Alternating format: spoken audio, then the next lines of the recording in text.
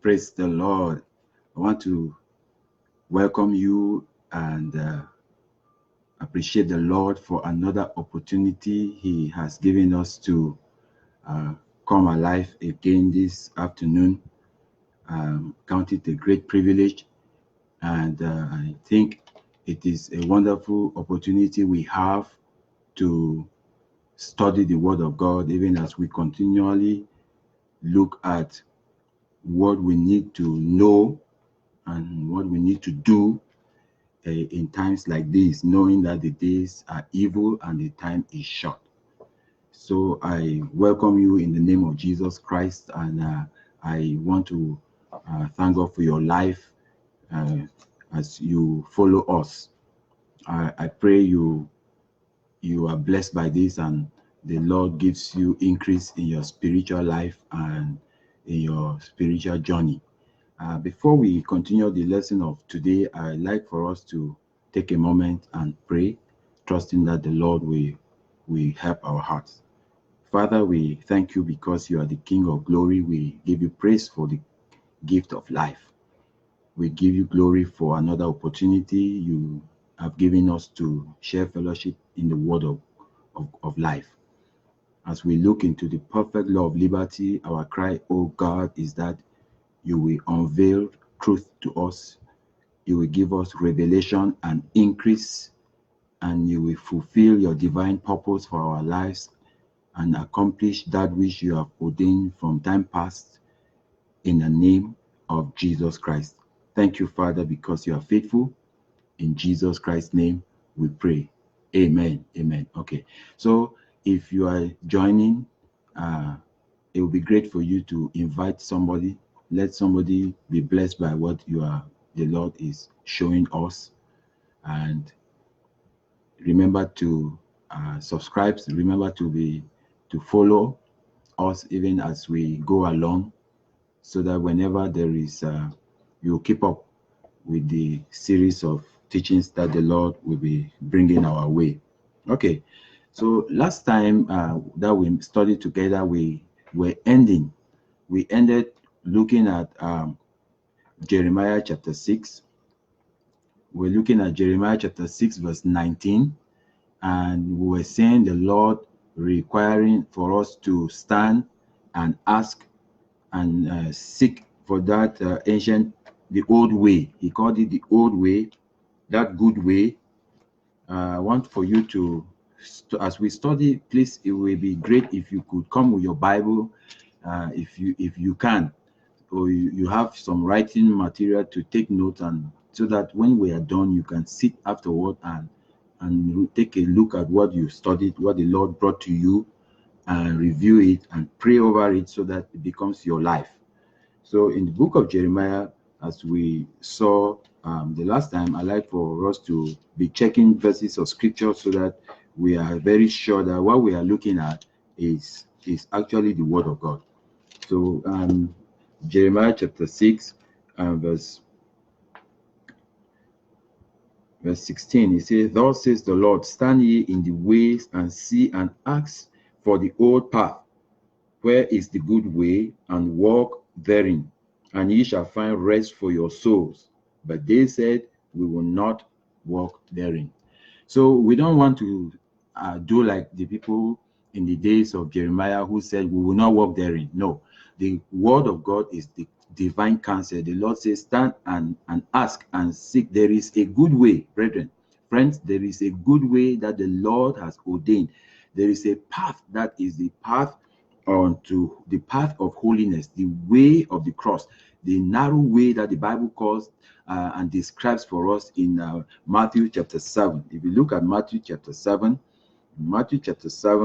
looking at verse 13 and 14, the Lord was bringing to us, like when he says, stand and ask for that old way, the old path, it is the way that the Lord raised men of old, which in the end, if we look at the book of Hebrews chapter 11, reading through the life of those men, you see the Bible says that these men, they are men who won God's approval. God approved of their lives because they all pursued the path that the Lord had ordained, which is the same path that has ordained for us. He has not changed. He has not changed. That, you see, we sing that God is unchangeable. He has not changed. His ways have not changed. His precepts remain the same. They are settled. So we need to either accept them and go with them, or we know that we are into trouble. But you know, I am Matthew chapter 7 verse 13. It reads, it says, "Enter ye in the straight gate, and for wide is the gate, and broad is the way that leadeth to destruction, and many there be which go in there." Verse 14, because it said, "Because straight is the gate, and narrow is the way which leadeth unto life, and few there be that find it." Few people find it. That narrow way that we all can sing it, we can talk about it. The Bible actually says here that it is not a common way that people could just look around and find it. No, you must look for it, because it says few they be that find it. You don't find what you are not looking for. And so if there is any need, if there is anything that we need to do at a point in time, the Lord expects for us to go and look for that ancient path, the path that our fathers took and they were approved of God. That is what the Lord is calling you and me into. There is a lot of, things going on, but the Lord is asking you now to do what? To stand and ask. You need to go back. You need to go back to that ancient path. You need to go back to the Christianity that defined the life of men who had the intention to get to heaven. The life that brought men to win God's approval. That is the thing that the Lord is requiring from us. He said we should stand. And why must we depend? Why must we go back to the word of God? Because it is the word. It is in his word that he has presented to us that path, that ancient path, that old path that the men took and brought them, they won God's approval. It is in the word of God. We cannot find it anywhere else. We cannot find it in human reasoning. We cannot find it in the philosophies of men. We cannot even find it wherever.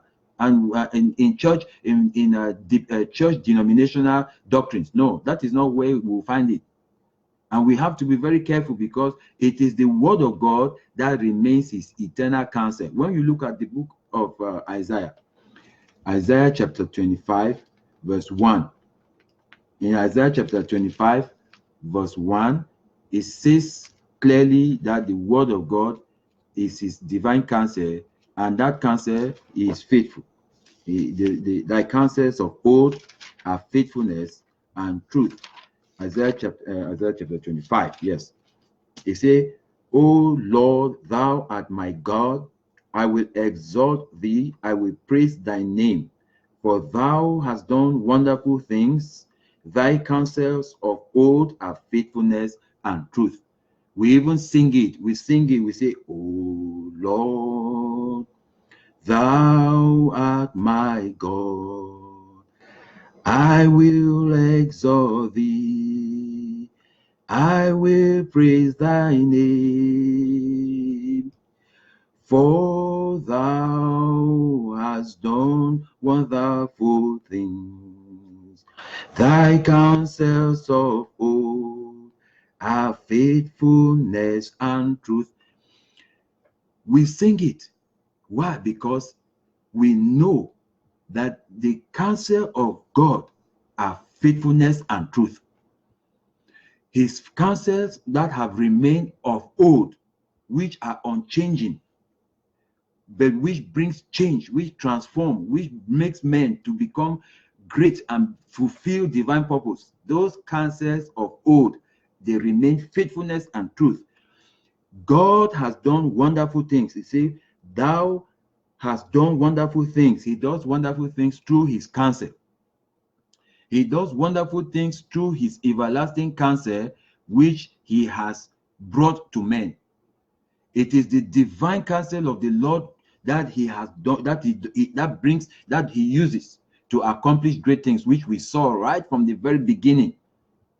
As we looked at that Genesis chapter 1, verse 1 2 and 3, which says that in the beginning God created the heavens and the earth, and the earth was without form, and darkness was upon the face of the deep.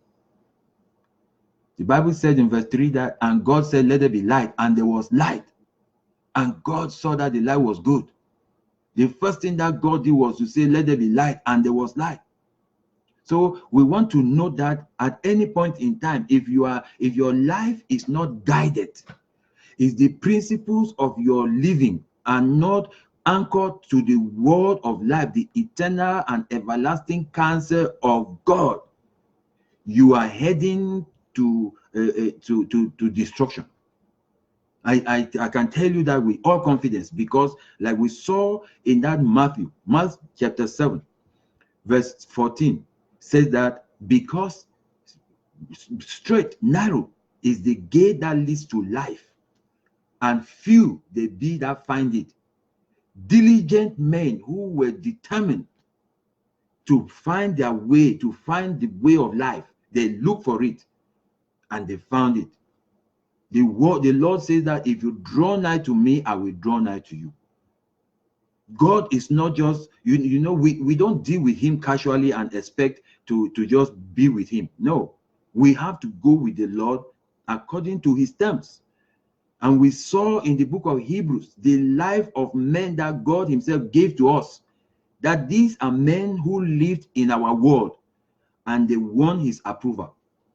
So I believe that if we want to also be with those men where they are, there will be every need for us to do something and to do the kind of thing that they did, to pattern our lives according to that everlasting counsel, the divine counsel of the Lord. His word that we say they are everlasting, his word that we say they are eternal, the word of God that we said it is his only divine instrument to perfect his purpose, to bring to pass his promises to man. And he said in that Jeremiah chapter 23 verse 28, chapter 23 verse 28, he said verse 27 says that the prophet that has a dream, let him say his dream. But he that has my word, let him speak my word faithfully. So however the word of God is, when spoken faithfully, it brings to pass great things. It accomplishes wonderful things. So when men are looking for miracles, that men are looking for an increase in their spiritual life, if men are looking for a way to overcome mountains, to overcome the challenges of life, to overcome the cancers of this life, this world that we are living in, you must revert. You must go back to the word of God. It is the word of God. We must only depend on the word of God, friends. There is nothing else. There is nothing else. Every word, human knowledge passes away. If you look at the old philosophers of old, statements they made, they were refuted by other philosophers that came after them. And that is how it keeps changing. We have in science, we have theories, we have laws, and every time you see a new law comes up, a new theory comes up to come and debunk the former one, and those things keep changing. But the counsel of God, the word of God, is what if you anchor your life on, you will be steady, you will be steadfast, you will be unmovable, you will be unshakable. And that is what I am encouraging you to anchor your life upon. The word of God is his counsel. And if we believe the word of God as the divine counsel, then you will understand also that in the divine counsel, there is in the word of God, there is counsel for everything pertaining your life. For everything the Lord has spoken concerning everything that pertains to your life. And so if you want to find out the fullness of the divine plan and purpose for your life, the only place you will find it is by going back to the word of God, by depending on the word of God, by just going to look at the word of God, trusting it and believing it. And you see the word of God will begin to do wonderful things, as we saw in Isaiah chapter 25, which we usually sing, or sometimes, if you don't know how to sing it, you can start to sing it the way I sang it. It will be great.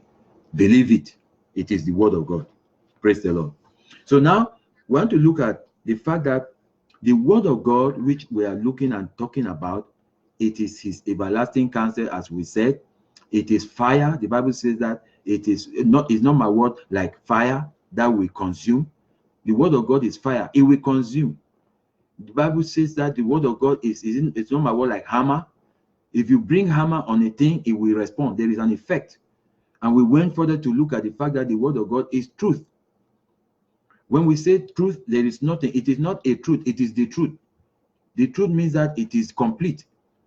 It is complete. It is complete truth.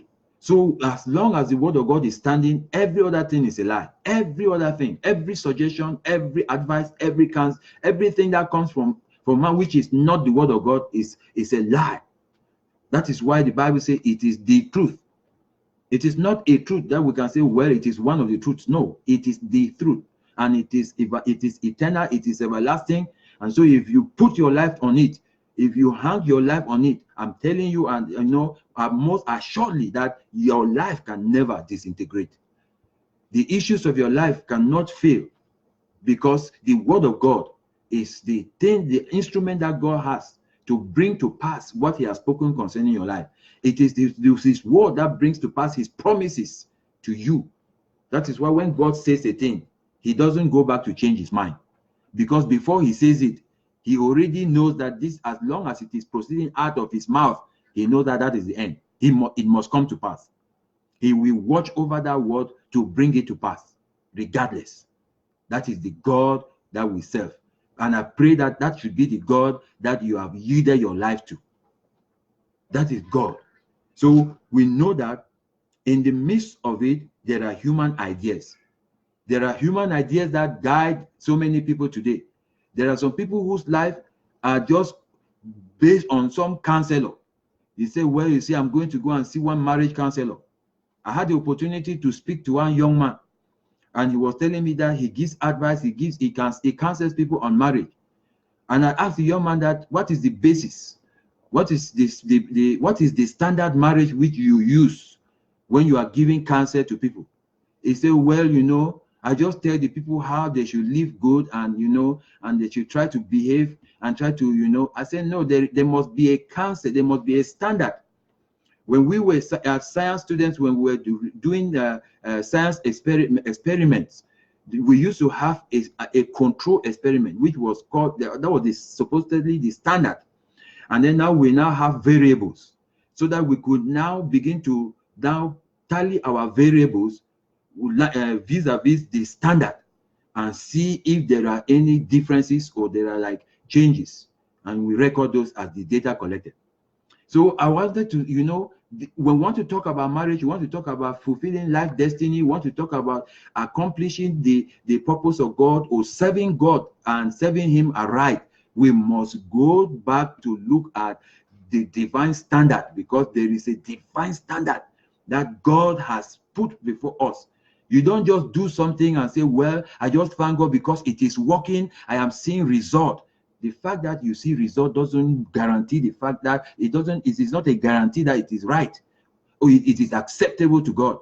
God is not looking, is not primarily interested in result. He's looking for how we would do things according to his counsel. That is why when he was talking about the end, he said, when men will come in the end, he will say, welcome thou great, well done, thou great and faithful servant.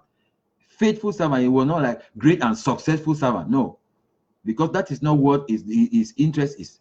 His interest is in the faithfulness in his word. Even when you were preaching the word of God and people who are not responding, you say you have a church. You know what confuses us today is, we have a lot of people who they say God called them and they are pastors and they started a church. Good.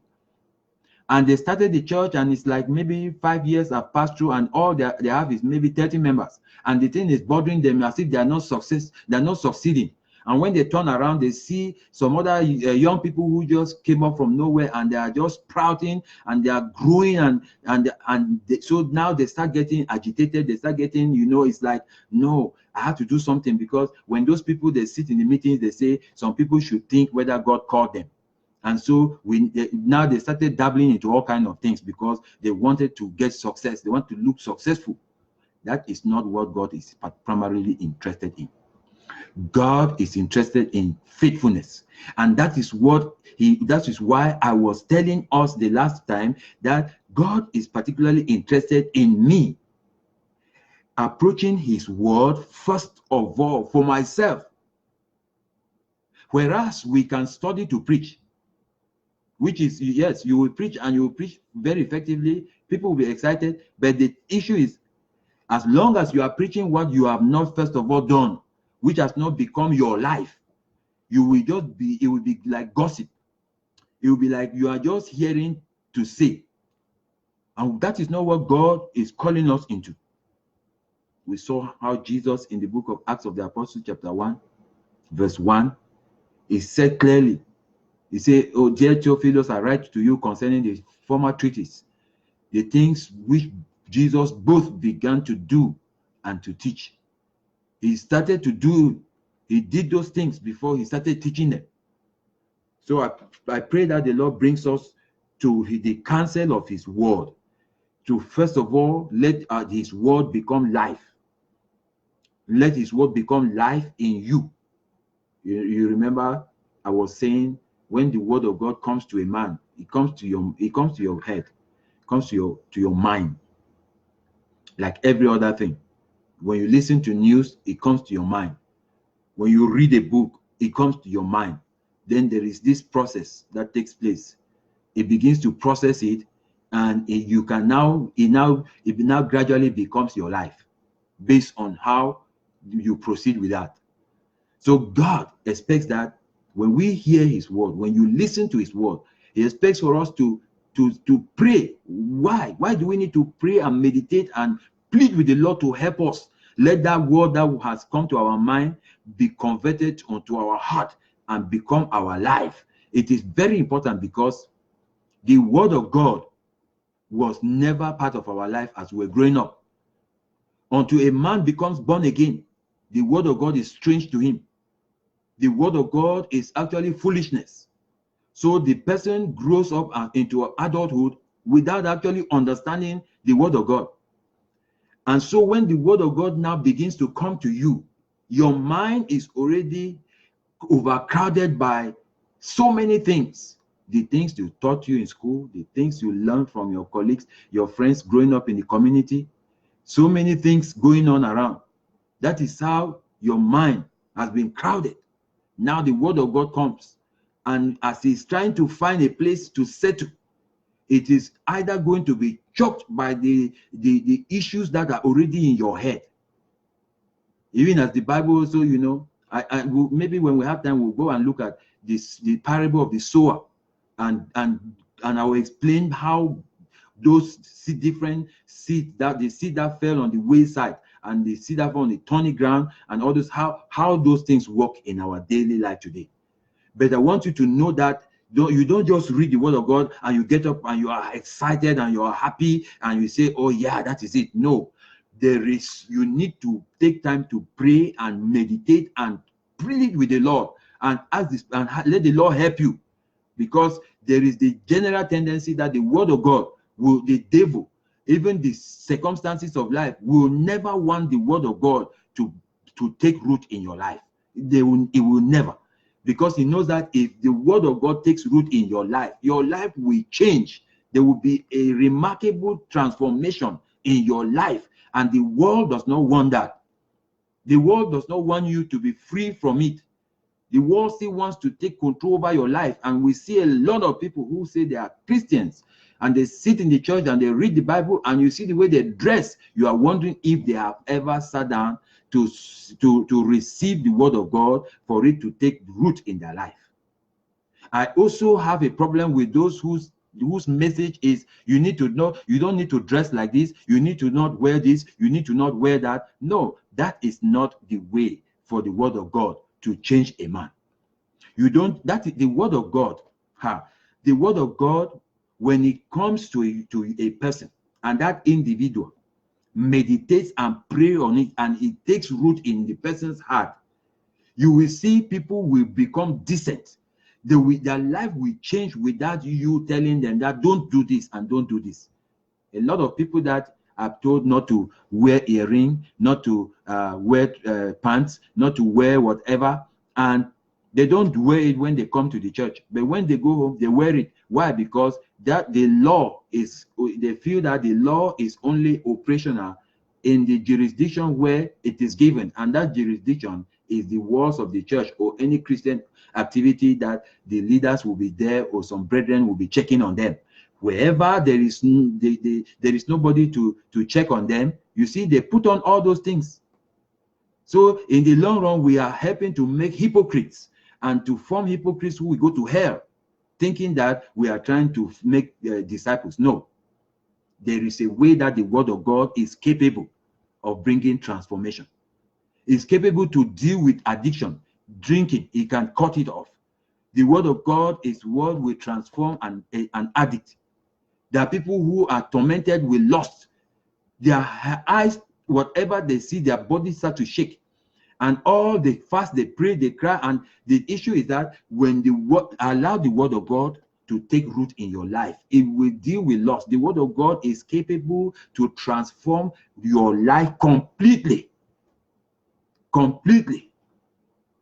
But if you now believe that the word of God is the eternal counsel of God, and you need to believe everything in it, the next thing I need you to understand is that the word of God has solution to every one of your problems, every one of the situations you are going through. The word of God has a solution. It has a counsel to deal with that situation that you are going on.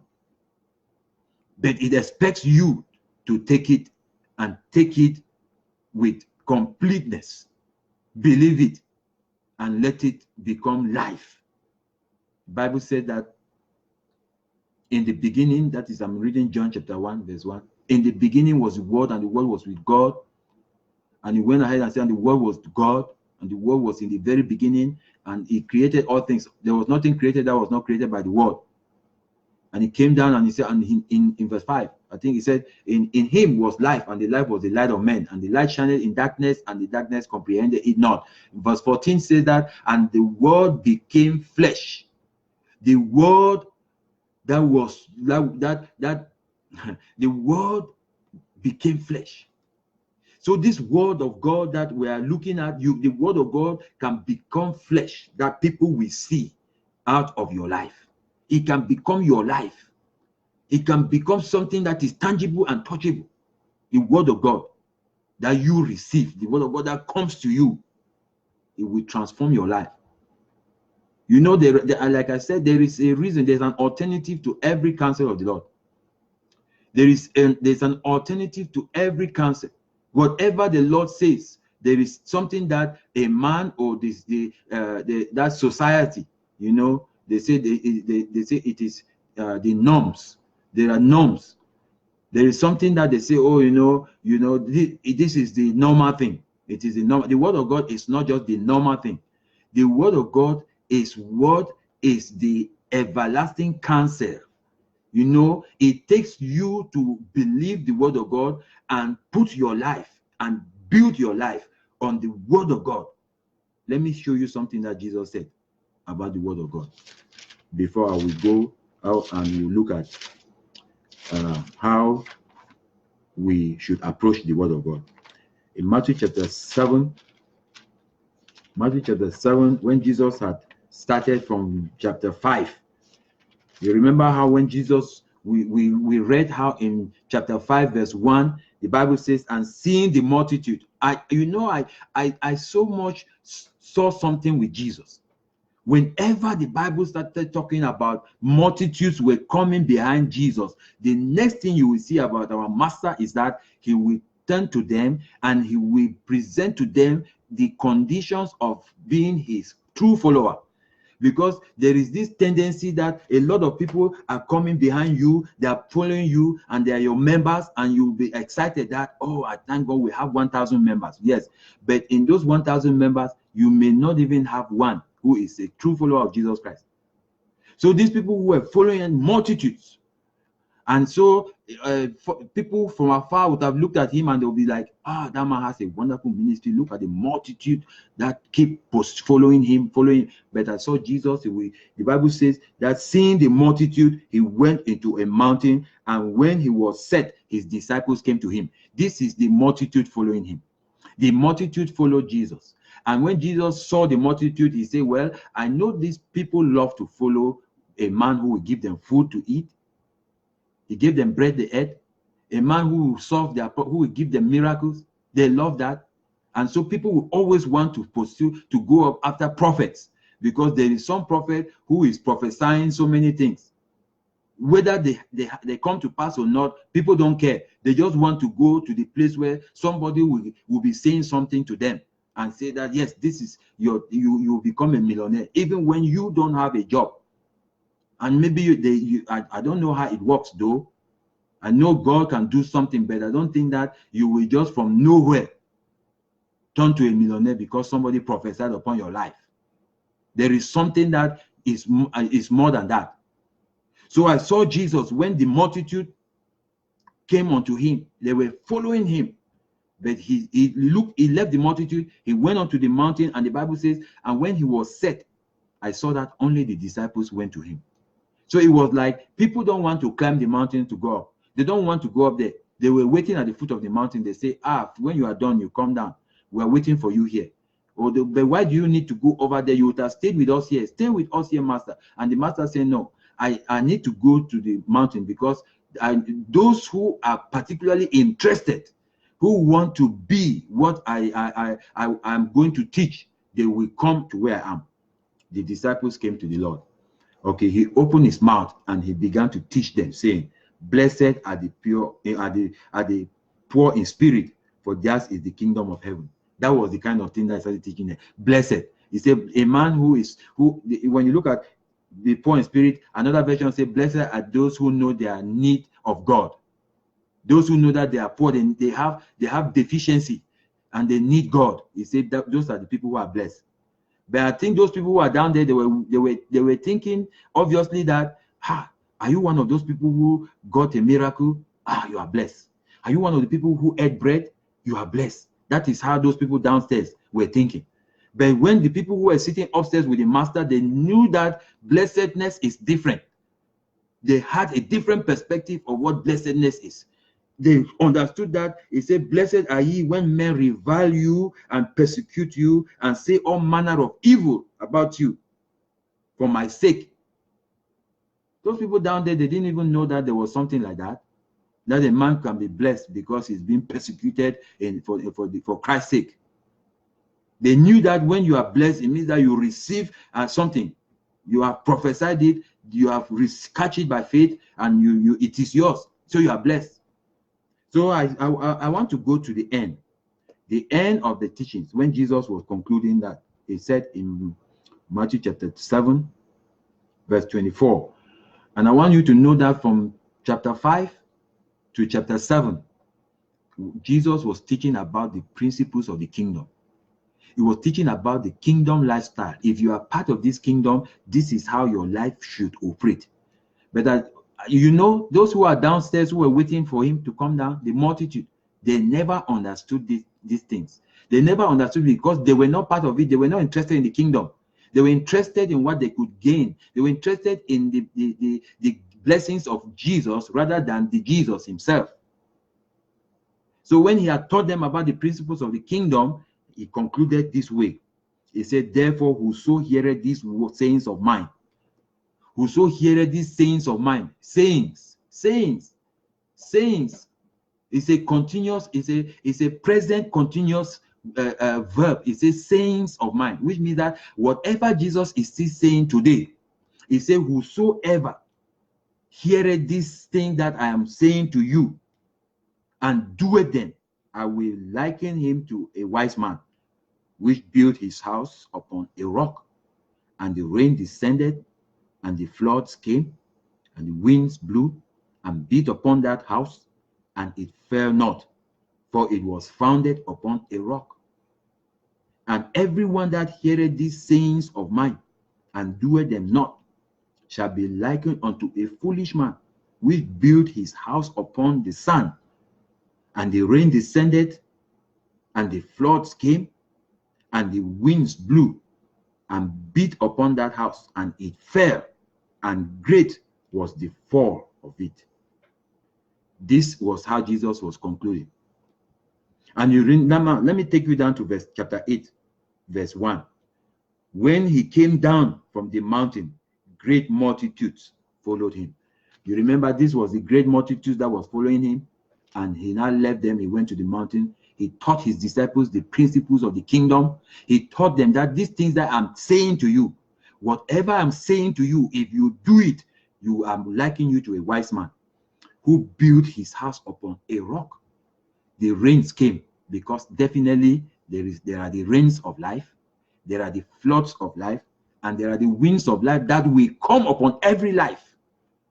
But he said, woe to you who hears these things that I tell you, and you don't do them. And you are excited that, oh, you see, I'm just a great man, blessed. He said, you are building your house upon sand. You are building your life upon sandy ground. And when the floods of life will come, maybe the floods of life came around your house, and for the meantime, the sand was good enough to wade away the flood. But when the winds of life will pounce upon your life, you will discover that there will be a great fall. He said, I would liken such a man to a foolish man who hears these things that I'm saying, and you choose not to build your life upon them. The winds of life will come, the floods of life will come, and you will crash. So today we have people who say that, oh, I don't understand what is going on in my life. I say, go back to the counsel of the Lord. These sayings of mine, that is what Jesus said. Whoever heareth these sayings of mine, the Lord is still speaking. He is still speaking. As he spoke before, he is still speaking. These sayings of mine, whoever heareth these sayings of mine, and doeth them, and you build your life around them, you are a wise man. You are a wise man who have chosen to build his house upon a rock. So that when the floods of life, when the winds of life, when the challenges of life will come, because definitely they will come. But when you build your life upon the rock, and the winds and the challenges and the situations of life come, you will not fail. You will not fall. Why? Because you are wise. You build your house upon a rock. And that is the rock of ages. The rock that is not just for a point, a moment. It is a rock of ages. So when whoever at any generation can build their life upon that rock, because it is the rock that covers the ages. And I pray that you will choose to build your life upon these sayings, the sayings of this Lord, the sayings that he said, so shall my word be that proceeded out of my mouth, and they will not return to me void, but they shall fulfill the promise. They shall fulfill everything that I've ordained for them for it, and they will prosper it. Whatever proceeded from the mouth of the Lord. That's the same thing we saw Jesus. He said, when he was set, he opened his mouth and he taught them, saying, and he said, whoever heareth these sayings of mine and build their life upon it, I will liken them to a wise man. Are you a wise man? Are you a wise lady? That is the thing that determines where you are building your life upon. Have you found a narrow way?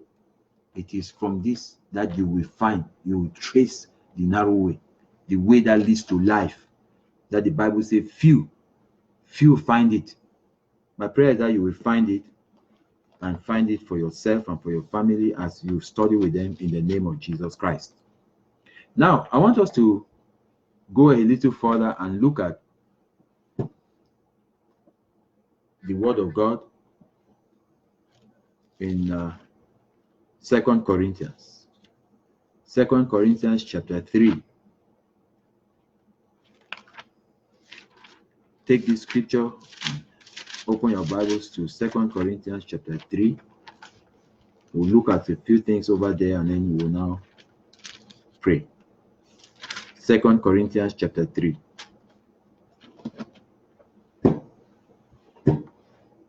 I want you to also know that whereas there are lots of preachings going on, and all those preachings are coming from this Bible, I need you to be very careful to note that the word of God can be misrepresented. And that is why we also, as individuals, God has given us the Spirit, His Spirit to help us receive His word. If we study the word of God, the Lord will give you understanding, so that we will not be, our lives will not be corrupted by errors or by the mistakes or the confusion of others. People who believe things that are out of context from the word of God. So that is why I encourage you that even as we study, as we are looking through scripture, we're looking at verses, and we're looking at the verse of God, the Bible verses in context, so that you can also go back and do like the Bereans, the Berean Christians that Paul had taught them, and a man of God like Paul would teach people, and they say, okay, yes, thank you very much, but I will still go and check these things that you are saying to be sure that what you are saying is true. Not checking it to challenge Paul, but checking it to let their life be transformed. And we must depend on the word of God completely. So in 2 Corinthians chapter 2, I want to look at the word of God from 2 Corinthians chapter 3. Chapter 3. I will just read from verse 1. Let's just study from verse 1 and go as the Lord will help us. Okay. So he says, do we begin again to commend ourselves? Or need we, as some others, epistles of commendation to you, or letters of commendation from you? Ye are our epistles written in our hearts, known and read of all men. For as much as ye are manifestly declared to the epistle of Christ ministered by us, written not with ink, but with the Spirit of the living God, not in tables of stone, but in fleshly tables of the heart. And such trust have we through Christ to God word, that is towards God. Not that we are sufficient of ourselves to think anything as of ourselves, but our sufficiency is of God, who also had made us able ministers of the New Testament, not of the letter, but of the Spirit. For the letter killeth, but the Spirit giveth life. I want you to take note of this particular part of the word of God that we have just read, verse 6, which says that, for we also have been made able ministers of the New Testament, of the Spirit, but not of the letter, because the letter killeth, but the Spirit gives life. And that is where we have the composition of the word of God. The word of God is composed of the letter and the Spirit, the logos and the rhema. So he was letting us to know that whenever we are touching the word of God, this Bible, we know that there is the word of God, as it has two parts. It has the letter and it has the Spirit, the logos and the rhema. Okay, so if I may describe it in another way, the word of God could be described in our today like a capsule. When you know there is a capsule that maybe a red and yellow capsule, or green and blue, or a capsule. The capsule is a capsule because it encapsulates something. It has something within that we can maybe see it, but we may not touch it because it is encapsulated. And the word of God says that the letter killeth, the Spirit gives life. As a capsule is, there is the powder that is inside, which is the medication. It is what heals a man. If somebody has a problem with the stomach, like you have your stomach runs, you have a bug, and you need to take treatment. the thing that cuts the flow or the supply of the flow of stool is the powder that is in that capsule. But if you have the capsule and you are sick, and that capsule has the powder, that they have the medication within that is capable of solving your medical problem, and you hold it and you are happy with it, oh, I just thank God I have this thing, this is the solution to this my health problem, and you hold it and you are admiring it, and you are even tossing it up and down, you even put it in your tongue and you bring it out, it will not solve your problem. Why? Because the thing that is supposed to solve your problem is the content of that capsule. That content is what is encapsulated. And that is why when you take it in, suddenly the capsule breaks open. When it breaks open and releases that content that was within, the content immediately begins to work. It will not work as long as it is still encapsulated. Now, the word of God, if I may describe it to us in that very light, the word of God is letter. It is a letter. It has a letter portion, it has a letter part, and it actually has a spirit part. That is the logos and the rhema. And if we play with the letter, it will do us no good. It will be like playing with the capsule in your hand and you are sick, and that is what is supposed to have healed you. And a lot of people, that is why people will read through this Bible. They can read through this Bible and teach it.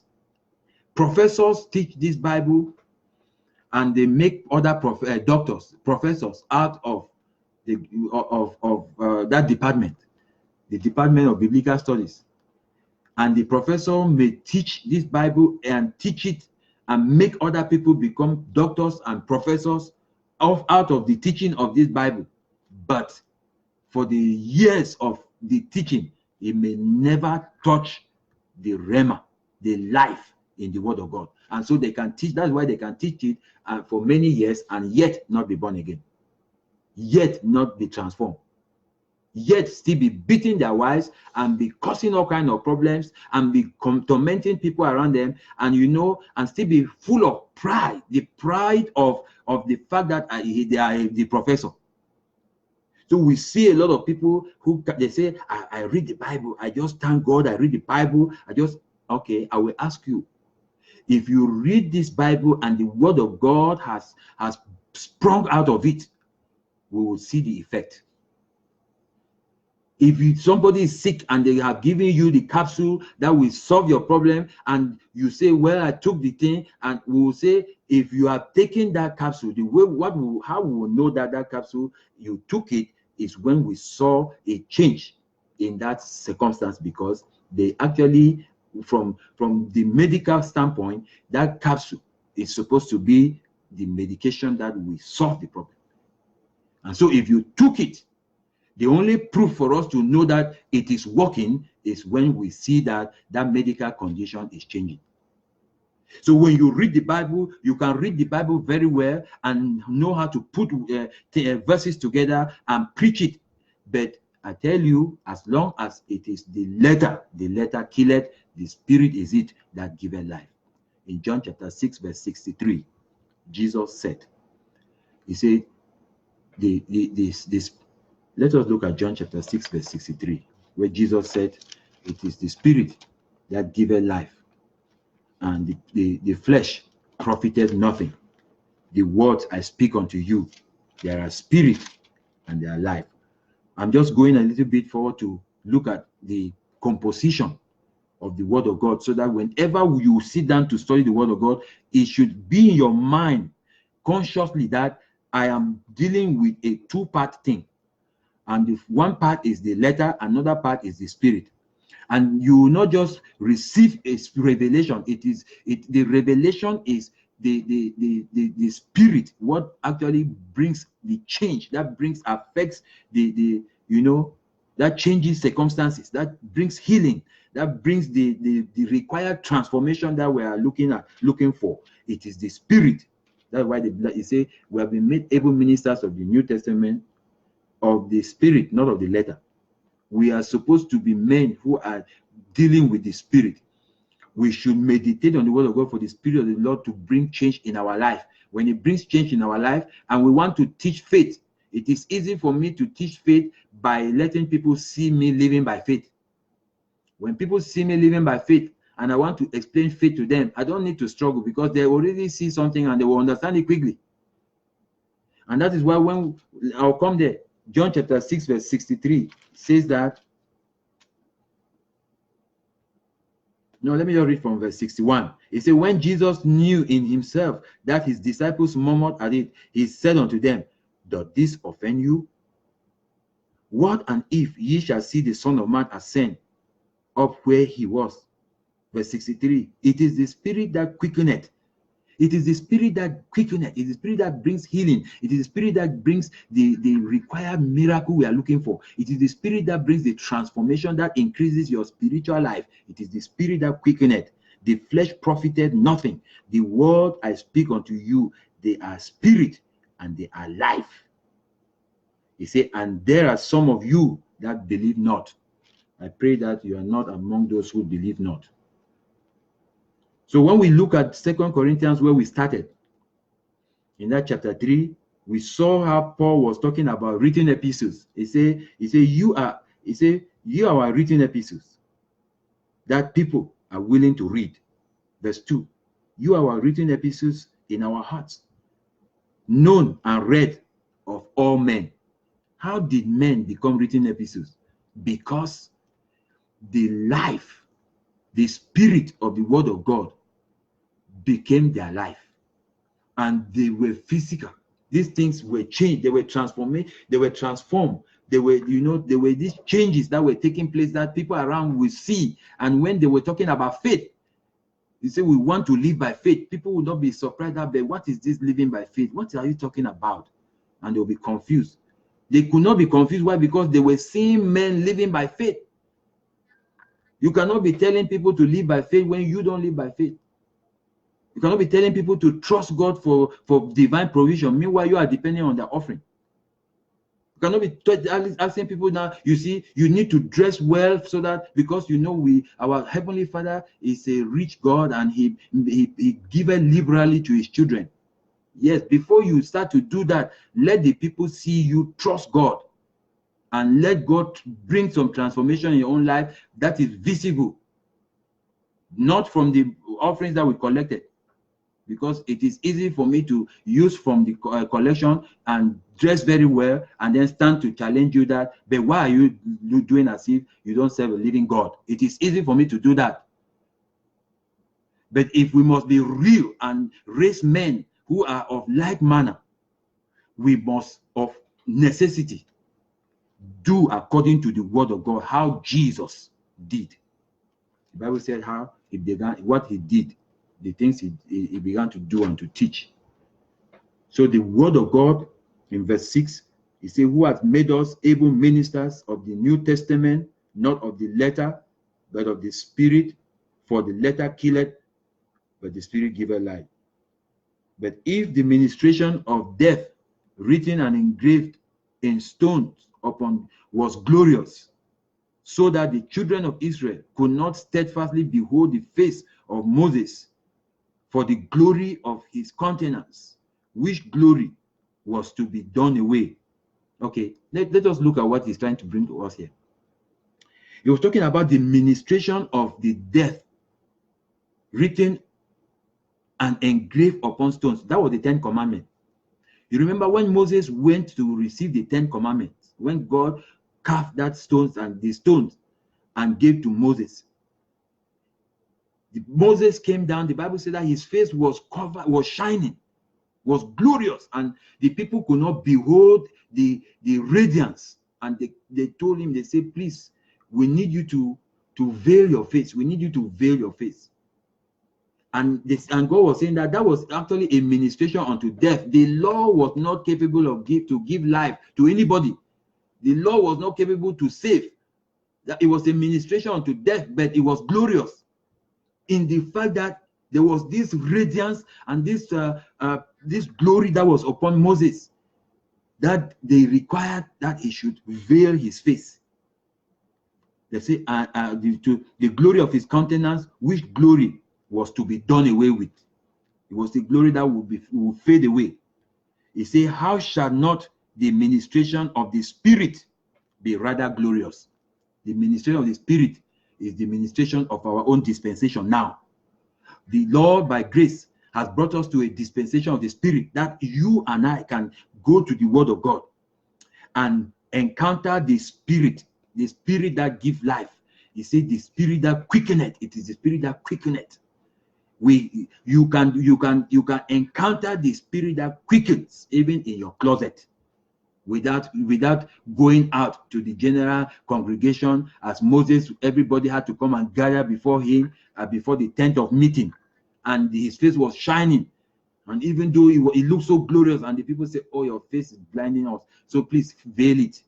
As glorious as that was, it was a glory that was fading. It was not something that was going to be persistent. And God, Paul is saying that how much more glorious is it if you, having that opportunity in our own dispensation to approach the Word of God with understanding that he has given us access, that we have access to be able to touch the Spirit that quickeneth. How glorious is that? That you touch the Word of God and it brings transformation to your life. It brings the healing that you are looking for, that you are, instead of running around and be going for paying transport to travel all the way and going to go and sit down in a congregation for somebody to pray for you. And maybe after you could not even have access because the man had a long line, you needed to fill forms, you needed to fill application for you to see the man of God to pray for you. Why not? He's telling us that the glory in that, in this our dispensation, is that you can of yourself, trusting the Lord, lay hold on the Spirit that quickeneth. And I assure you that if you do it, the Bible says that if you seek, you will find. And if you do that, you will be blessed in the name of Jesus Christ. So for the ministration of condemnation, I'm reading verse 9. For the ministration of condemnation be glory, much more does the ministration of righteousness exceed in glory. For even that which was made glorious had no glory in this respect, by reason of the glory it excelled. For if that which is done away was glorious, much more that which remaineth is glorious. Seeing then that we have such hope, we use great plainness of speech, and not as Moses, which put a veil over his face, that the children of Israel could not steadfastly look unto the end of that which is abolished. When we talk about Moses, we talk about the law. The law had a veil upon it. That was the glory thereof, which we were talking about, how fading it was. But their minds were blinded, for until this day remained the same veil, undertaken away by the reading of the Old Testament, which veil is done away in Christ. Hallelujah. So if you say you are born again, Christ has affected your life, you have the ability. You have the ability to touch the Spirit that quickeneth. It is not like in the time of Moses, that there was a veil that covers. Whenever we go to look at the law, there is a veil that covers the law. But that veil, it was removed in Christ. Remember how when Jesus died, the Bible said that the veil of the temple broke open from top to bottom, so that men could have access to the Holy of Holies, which before then, nobody had access to it except the high priest, who went in there once in a year. And when I read through how the high priest had to prepare to go in, just the preparation to go in and minister for that day, it was a year preparation. You have to take a year to prepare, because if you enter, if it was your turn to go in and you went in there and you made a mistake, you will die there. And that was the reason why when the high priest is going in, the people will wait outside and they will sit there, they will be waiting. They had this robe that they tied on the waist of the high priest, and they passed the rope out there so that in case he dies, they will pull him out, because nobody could have access into the Holy of Holies for any reason except that one high priest who went in there once in a year. And there were little bells that were hooked at the feet or the hem of his garment.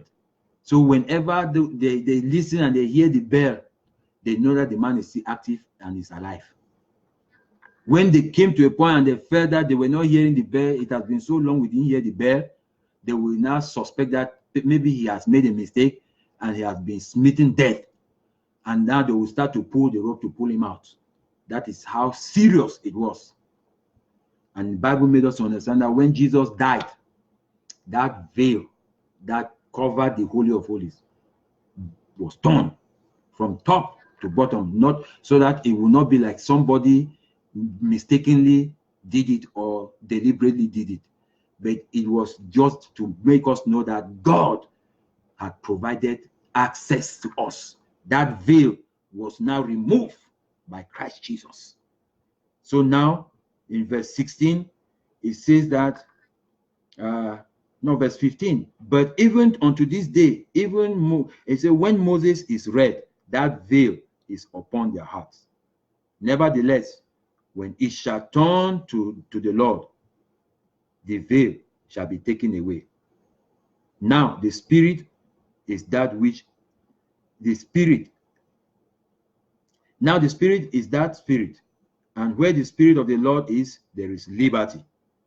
But we all, with open faces, beholding as in a glass the glory of the Lord, are being changed into the same image from one glory to another, even as by the Spirit of the Lord. Hallelujah.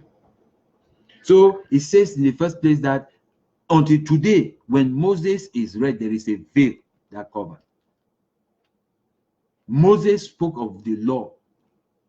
Moses spoke of the ministration of death. He spoke of it. And we can look at that as the letter. Whenever you approach the word of God, and you are approaching the word of God without the consciousness of the fact that you need the help, you need the help of the Spirit, you will be approaching the word of God, and there will be a veil. There is a veil that veils the word of God every time that you are approaching it.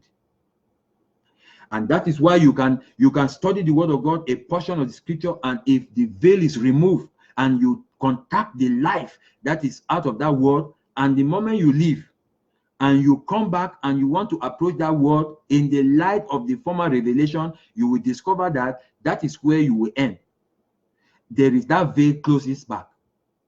But so when you come to that very portion of scripture and you trust the Lord again and he opens that, you will see the word of God fresh and alive with a different revelation. And that is why the Bible says the word of God is living. It doesn't just, it is not like this is it and that is where it ends. The word of God is living and it is active. So the Lord can bring a portion and reveal a portion of himself to you. And when he opens it again and you look at that very thing that you saw, and he can be showing you another part of his wisdom, and he can be showing you another aspect of his personality in that very thing that I have been showing you. And that is why, as long as we are Christians and we are depending on the word of God, we are supposed to be students until we die. Why? Because the word of God is living and it is active. So whenever we approach the word of God, we must understand that there is a veil that covers the word of God. And we need to let that veil be separated. That letter needs to be opened. We need to go across. And the Bible says here that, now, nevertheless, verse 16, nevertheless, when it shall turn to the Lord. So there is a turning to the Lord that helps to deal with the veil, because it is in the Lord that the veil is removed.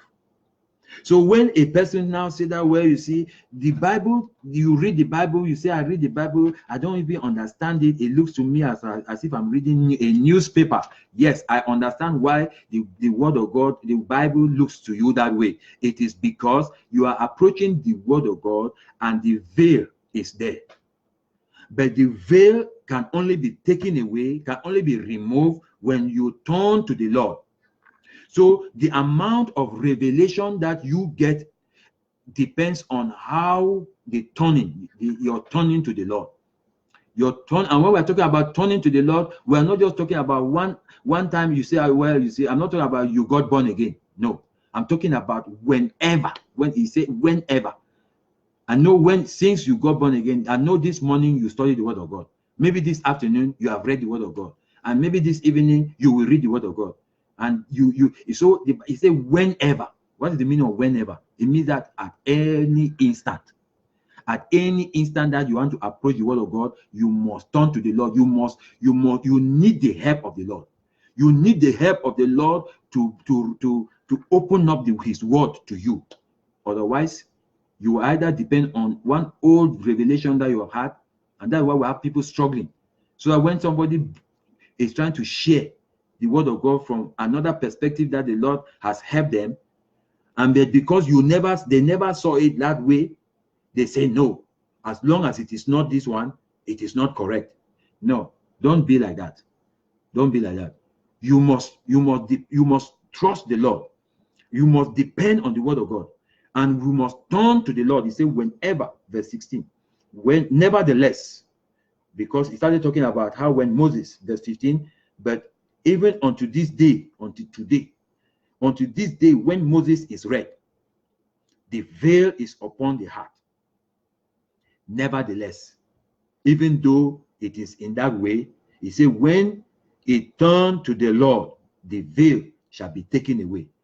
So whenever you want to approach the word of God, and I want to let you know that the word of God is complete. So if you read Genesis chapter 1 verse 1, and you turn to the Lord, and the Lord open up the spirit, and you touch the spirit that quickeneth in the book, in that Genesis chapter 1 verse 1, the spirit is capable of bringing healing. That same scripture is capable of bringing deliverance. Is capable because it is the word of God.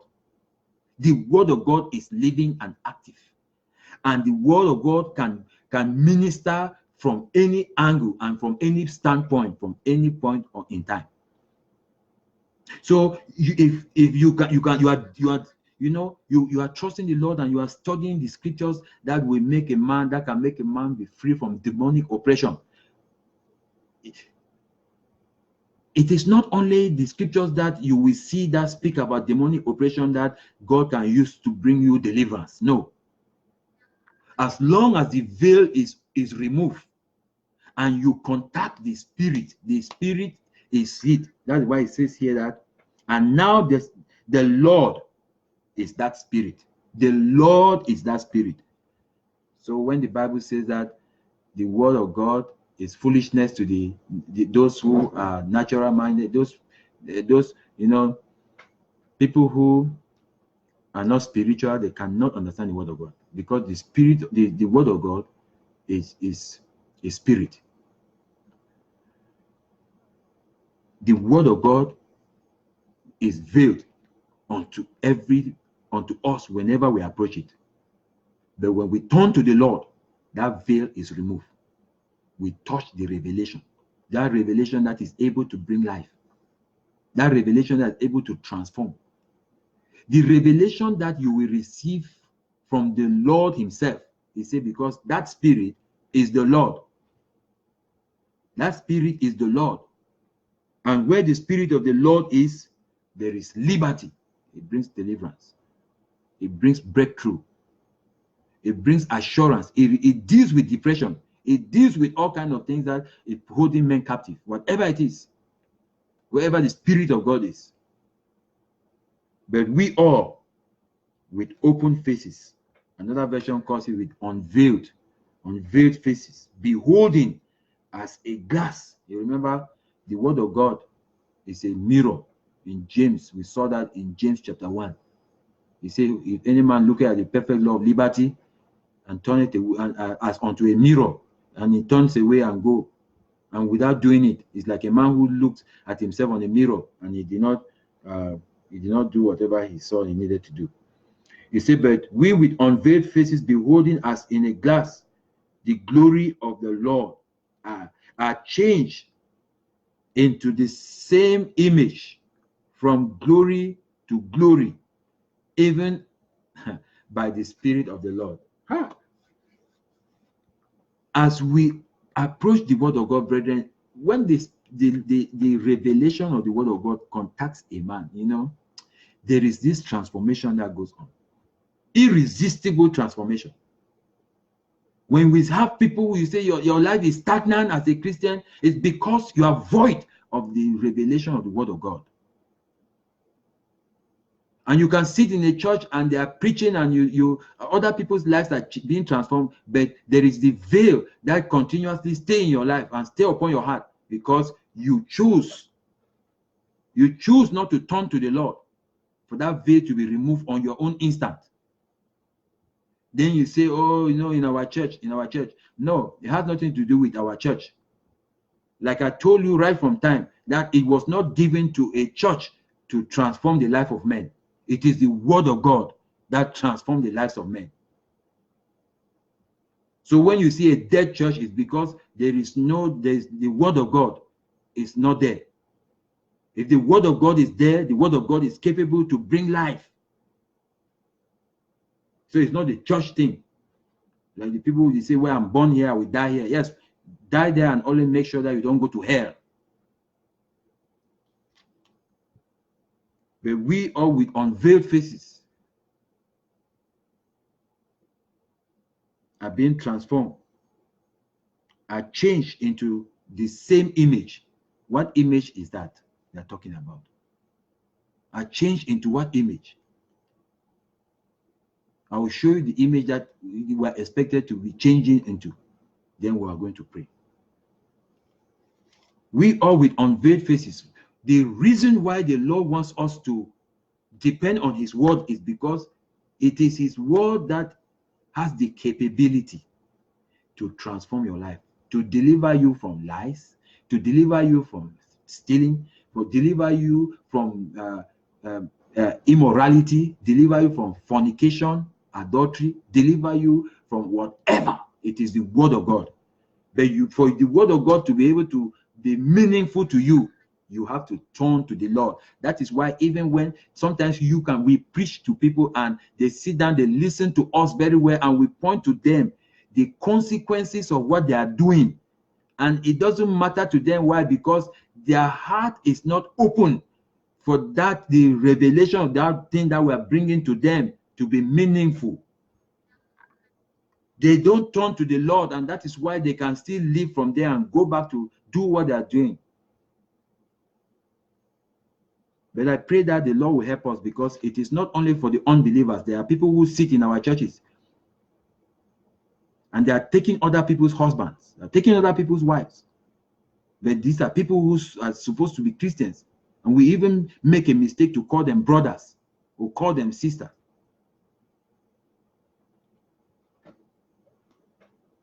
But we all with open faces.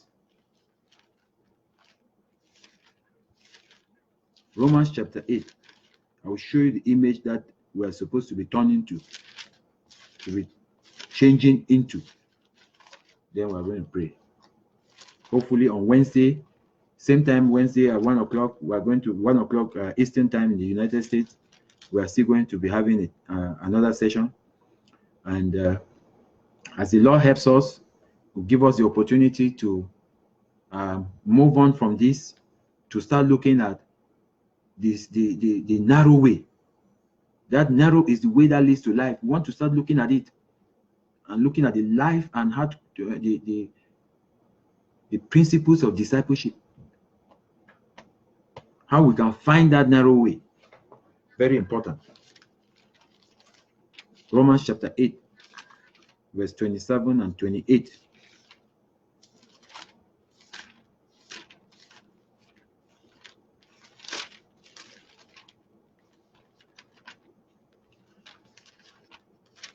In Romans chapter 8, verse 27 and 28,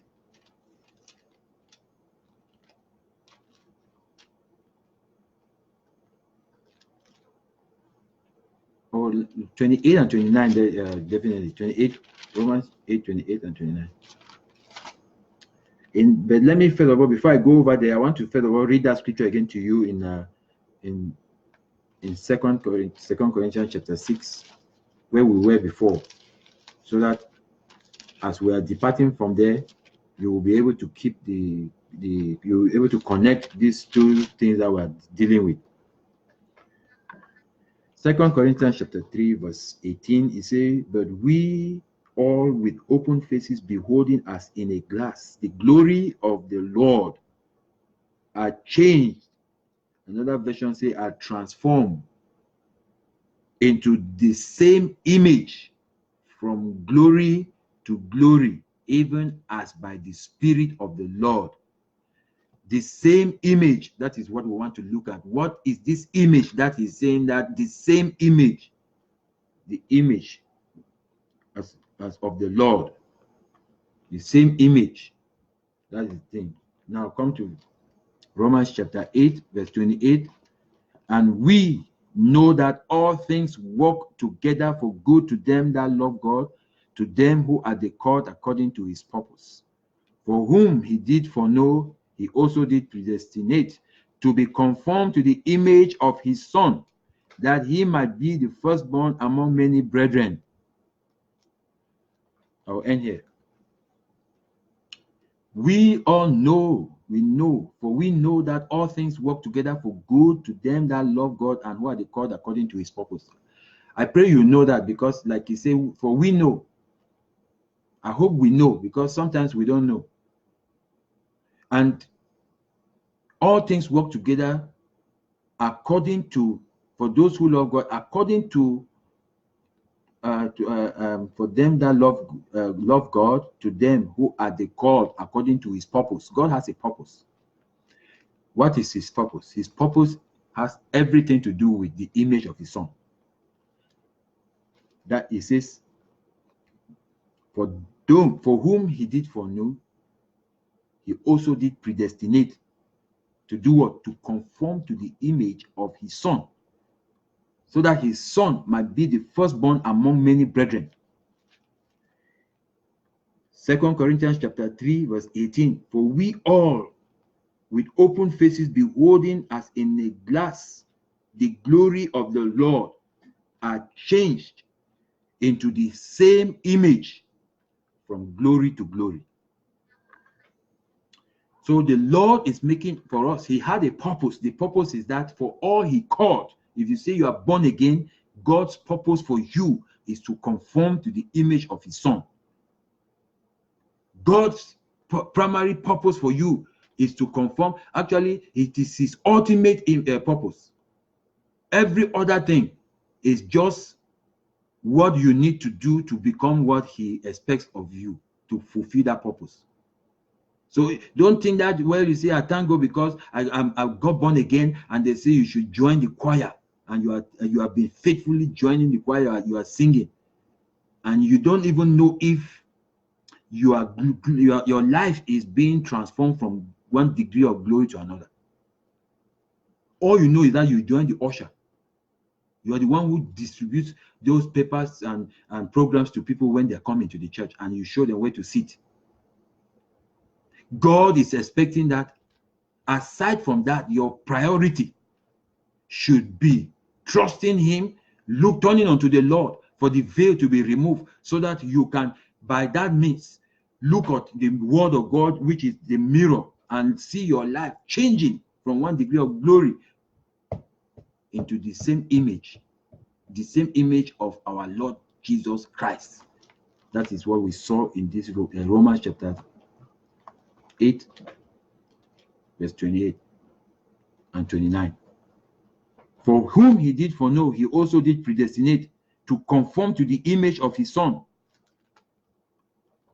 Conformity to the image of the Son of God is the priority to him, because it is by that we allow the Son to become the firstborn among many brethren. You remember, let me tell you something. When Christ came, and we saw how the Bible says that for God so loved the world that he gave his only begotten Son. In the very onset, God has one son, his only begotten son. His only begotten son.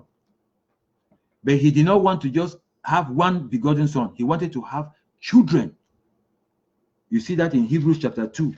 In Hebrews chapter 2, verse 10, let me quickly, you can open your Bibles, you can turn your Bibles to it. We are just studying the Bible together. In Hebrews chapter 10, verse 2, the Bible says that, Hebrews chapter 2, verse 10 and 11. It says that, for it became him for whom all things are, for whom are all things, and by whom are all things, in bringing many sons unto glory, to take the captain of their salvation, to make the captain of their salvation perfect through suffering. For both he that sanctifieth and they who are sanctified are all of one, for which cause he is not ashamed to call them brethren. So we see that God has a purpose, even when he introduced him to us in the beginning, that for God so loved the world that he gave his only begotten son, his only begotten son. He had a plan in his mind to have many children, many sons, to bring many sons into glory. And in a way that this Jesus, him who sanctifies and who is being sanctified, we are the people who are being sanctified. Christ is the one who sanctifies, so that the two are of one. And he will not be ashamed to call us brethren. Why? Because we look alike and we are of the same father. And so we are sons. We are sons. So as he is the heir, we are co-heirs. It is not just by reading it and saying it. It is because we did what we are supposed to do. We have to have the same image, the image of the Son, the image of the Son, as we saw in that Romans chapter 8. For whom he did foreknow, he did predestinate to conform to the image of his Son. When Jesus was being baptized in the Jordan and the heavens opened, the testimony of heaven was that this is my beloved Son. Even though many people were being baptized by John, the testimony of heaven was that this is, because it was only one man. This is. It was not, these are my beloved sons. This is my beloved Son, in whom I'm well pleased. But God still had the intention not to have one son. He had the plan that this is my beloved Son. This is beloved Son will become the firstborn. In a family that has one child, they don't introduce that one child as they say this is our only child. This is how they introduce their one child. This is our only child. When a second child comes, that second child comes to give the opportunity and the privilege for the only child to become the firstborn. So when they want to introduce them now, they'll say, this is so and so, and this is my firstborn, and this is the secondborn. So God, in this Romans chapter 8 that we're looking at, he knows that it is by you and me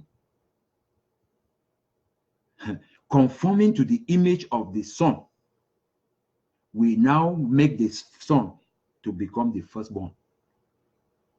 So as long as you are not interested in that arrangement, then you have missed out the purpose of God for saving you. You can be doing so many things and people are praising you. They may be happy with you and they are saying that, oh, we just appreciate Kai, we just love your life. But as long as your life is not giving the opportunity for this only begotten Son to become the firstborn among many, you have failed. You are failing.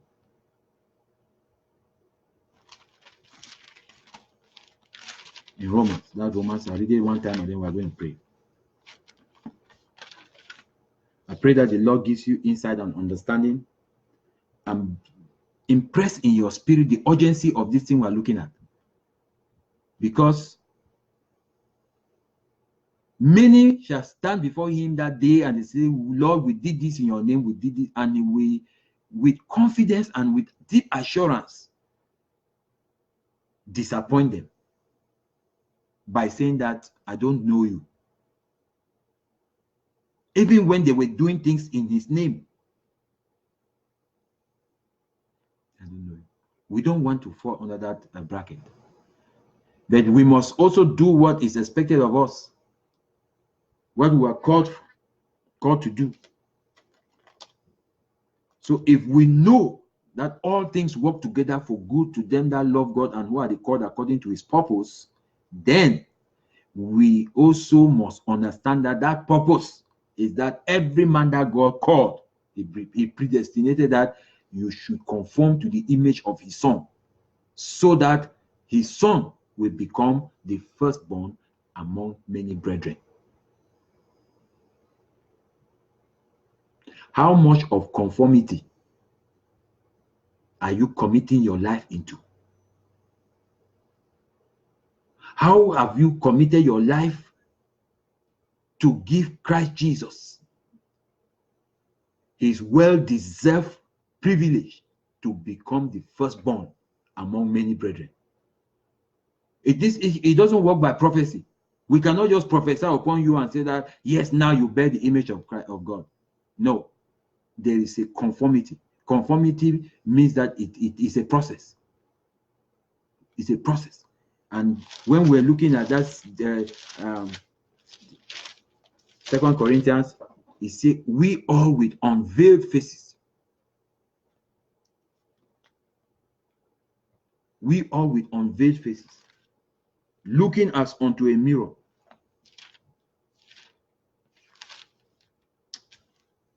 Lord, help us.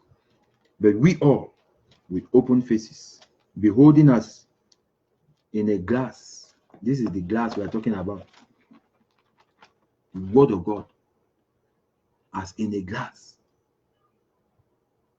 are changed into the same image.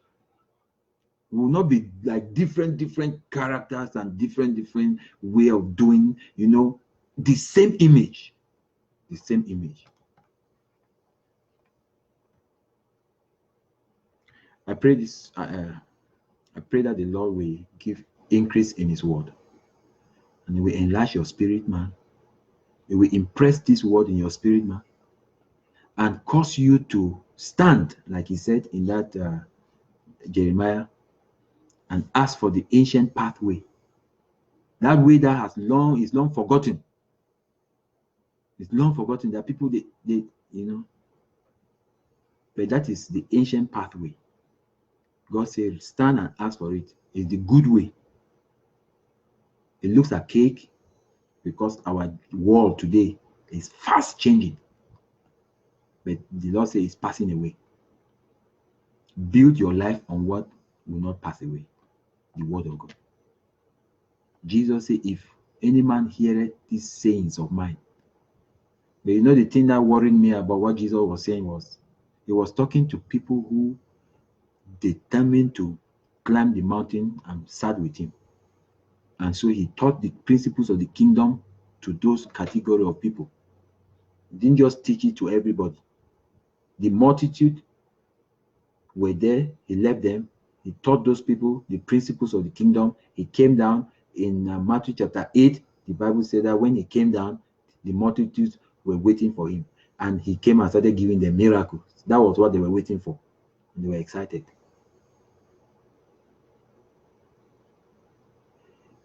We must be careful. You must determine to know exactly what you believe, what you are standing on, what you are building your life upon. Because hell is real and people are going to hell. Actually, people are leaving the church straight to hell. So-called Christians are leaving the church and going straight to hell. It was never God's intention for that. Why should? Let's pray. Father, we thank you for the entrance of your word giveth light and understanding to the simple-hearted. Lord, help us as you are calling us back to the ancient path, that good way, that way by which our forefathers took, and you are proof of their lives. You are not a respecter of persons. We know that anointing is not what is going to pave our way to heaven. Spiritual gift is not. How successful we are is not. It is on what we build our lives upon. We wouldn't want to be foolish men who build our lives upon the ideas and flimsy superfluity of naughtiness, careless high-sounding arrangements of this life. We will not build our life upon that. Lord, we plead with you that you will help us. I pray, Lord, that whenever we turn unto you, the word will be open to us. The veil will be open. Whenever we came to approach your word in the morning and we want to approach it again in the afternoon, Lord, we plead with you that keep reminding us that we need to turn to you so that that veil will be removed, so that we will not just be confronting the veil all the time. Thank you, precious Father. We give you praise. Blessed be your name, Lord. Bless all the hearers. Bless all these your viewers. Impress in their heart your divine intention for all that which we are doing. Blessed be your name, Lord. In Jesus' name we pray. Amen. Amen. Thank you so very much. And I want to crave your indulgence. If you would like to maybe follow us, so click to follow us, click to know, so you can always know when we are coming. We intend to load some of these videos to YouTube also. Invite your friends, share them with people who you have you love, and people you really want to reach. We have a passion to trust the Lord to return to the to the Word of God. Because when we turn to the Word of God and build our life on the Word of God, a lot of this confusion that is around us will not have a place. And the strategy that the devil is bringing around to cage the church will be well ready to stand it. So I trust the Lord that we'll have another opportunity to meet same time on Wednesday, and we'll be meeting again on Saturday. So we will be meeting on Mondays, on Wednesdays, and on Saturdays, same time. And we'll be taking this series of teachings, and the Lord will guide us and will concentrate our hearts again back to the Word of God. Thank you, and God bless you. Love you all.